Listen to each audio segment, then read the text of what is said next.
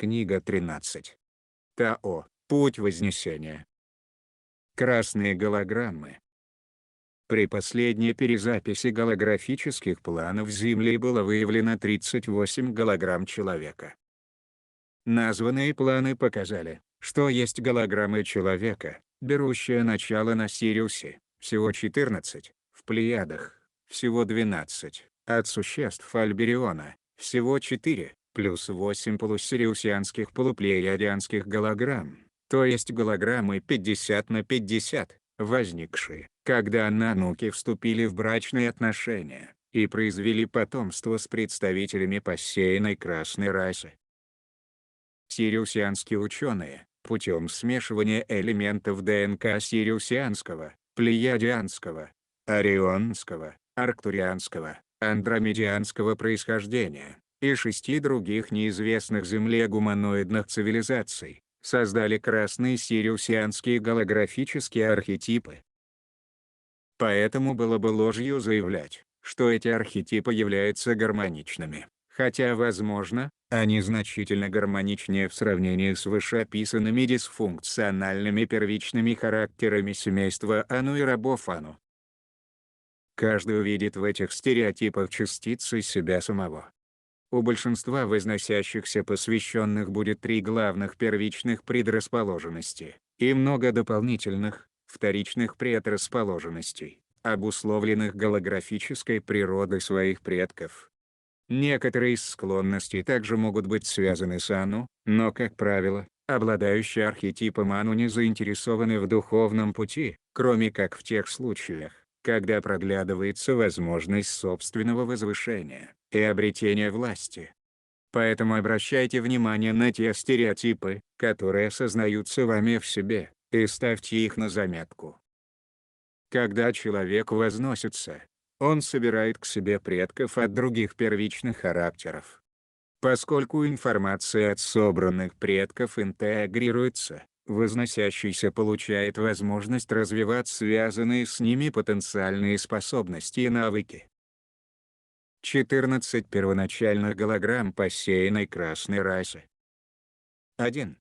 Бог-богиня контакта с Матерью Землей, соотносится с первой чакрой. 2. Бог-богиня движения сексуальной энергии, соотносится со второй чакрой. 3. Бог-богиня подлинной силы, соотносится с третьей чакрой. 4. Бог-богиня необусловленной любви, соотносится с четвертой чакрой. 5.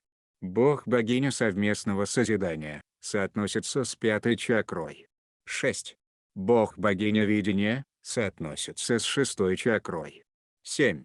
Бог-богиня духовного знания, соотносится с седьмой чакрой. 8. Бог-богиня солнца, солярный мост, соотносится с восьмой чакрой Земли. 9. Бог-богиня времени, соотносится с девятой чакрой Земли. 10. Бог-богиня родового знания, соотносится с 10-й чакрой Земли. 11. Бог-богиня эволюции, соотносится с 11-й чакрой Земли. 12. Бог-богиня человеческого вида или верховный жрец и жрица, соотносится с 12-й чакрой Земли, порождающей все человеческие голограммы, имеющие отношение к Персефоне, вступившей в брак с Гадесом или Мердуком. 13. Бог-богиня солнечных циклов. 14. Бог-богиня Вознесения в пятое измерение, ведет по пути эволюции все человеческие голограммы. Первая раса появилась на Земле 75 тысяч лет назад, примерно спустя 225 тысяч лет после создания ледяных щитов, которые окружали атмосферу Земли, и делали ее подобной террариуму, а также вызывали нагрев Земли, и позволяли сохранять относительно равномерную температуру в мировом масштабе. Племенная природа людей, существовавших только в этих первых 8 голограммах, мирно жила в течение 25 тысяч лет перед отбором великих мастеров. По своим признакам, существованию было общинным, и привлекало заниматься собирательством растительной пищи, наряду с очень ограниченным животноводством для потребления молока, поскольку вегетарианство было повсеместным. Они были романтическими натурами и производили потомство. Эти люди создали ограниченный язык, наряду с духовными или священными ритуалами, которые, как правило, вращались вокруг Земли и ее циклов. И несмотря на то, что отобранные люди никогда не являлись частью грезы Земли, поскольку жили в заякоренной вокруг Земли сириусианской грезе, они никогда не беспокоили Землю. Люди, которые выражают сейчас данный голографический характер, могут интересоваться природой, а также природой духовного начала, богини духовности, культами Луны и Матери Земли, или практиками веканства. Сегодняшнее плетение греза с использованием практик веканства не является тем, что мы подразумеваем, когда говорим о становлении грезящим и грезой.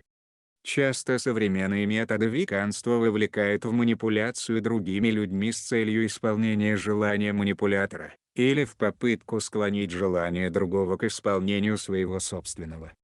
Это не есть сознательное плетение грезы, возлюбленные. Можно грезить только собственной грезой, но не грезой другого. Поэтому сознательное плетение грезы – это выбор собственной жизни через намерение, а не манипулирование другими, в целях выполнения своих распоряжений. У восходящих людей с такой наследственностью есть возможность вознестись до уровня 3000 единиц и снова стать грезящими грезой. Когда-то давно, люди данной голографической наследственности знали, как создавать грезу собственной жизни, а затем проживать жизнь, которая грезилась, ибо это было той оригинальной манерой существования, в которой происходила вся племенная жизнь. После того, как плеядианские айну вмешались в грезу людей красных голограмм, люди красной природы потеряли способность понимать сознательные методы плетения грезы. Сейчас, продвигаясь по пути вознесения, это может коренным образом измениться для людей с красной голографической наследственностью.